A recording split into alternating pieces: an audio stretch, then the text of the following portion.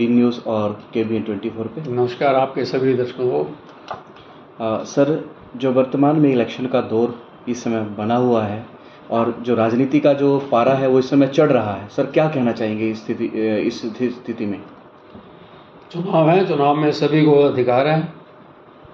जिसने टिकट पे पार्टी से लड़ना है उनको पार्टी से अधिकार है, अपनी पार्टी से टिकट मांगने का। जो आज़ाद लड़ना चाहे उसको आज़ाद का है। इसके तो ये तो खुला है, जो भी लड़ना चाहे लड़ सकता है। सर, इस समय कांग्रेस जो है वो दावा करती है कि हमारी जो सरकार बनने वाली है, तो आप इसको किस नज़र से देखते हैं? इसमें कोई शक नहीं है कि कांग्रेस की सरकार बहुत ही बहुमत के साथ सरकार बनने वाली है। और जो 10 साल सर बीजेपी का रहा है, उस राज को आप किस नज़र से देखते हैं? क्या उसमें उन 10 साल में अगर विकास हुए होते तो लोग निराश क्यों होते? और निराश का सबूत आपके सामने है कि जो पिछला पार्लियामेंट का चुनाव गया उसमें 5 सीट्स कांग्रेस पार्टी को मिली हैं और 2-3 सीट ऐसी हैं जो बहुत ही कम मार्जिन से हमारे हैं। तो उससे साफ जाहिर है कि हरियाणा की जनता मौजूदा सरकार से निराश है।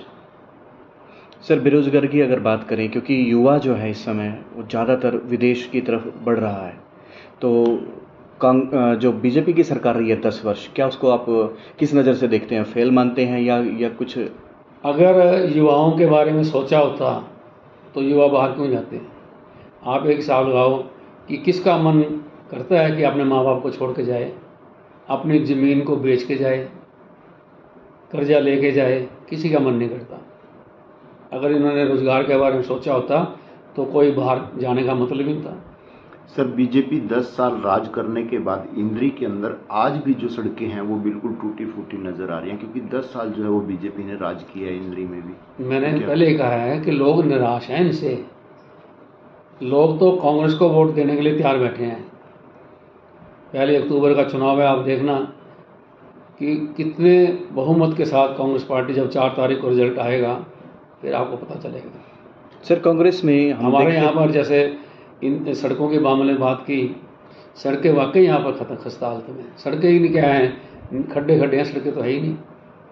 खाली सड़कें नहीं, काफ़ी कई, जैसे आपने बात की बेरोज़गारी की, युवा की, वो भी एक ही बात है कि युवाओं को यहाँ पर कोई रोज़गार नहीं मिला। अनेकों प्रकार के कांग्रेस जो है वो धड़ों में बटी हुई है, गुटों में बटी हुई है, उसकी सरकार नहीं आ सकती। हमारी पार्टी किसी भी धड़े में बटी हुई नहीं है।